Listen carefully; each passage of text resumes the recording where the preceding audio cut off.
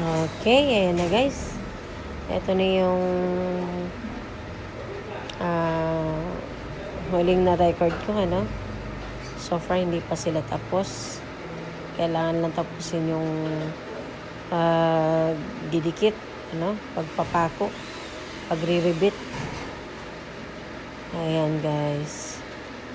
Ulit-ulit na, ano, para hindi sila magkamali kailangan sinisipat nila, nilalagyan nila ng baglis. Ayan, nagre-rebit naman yung isa. Ayan guys. Isang mapagpalang umaga guys, ano, sa lahat.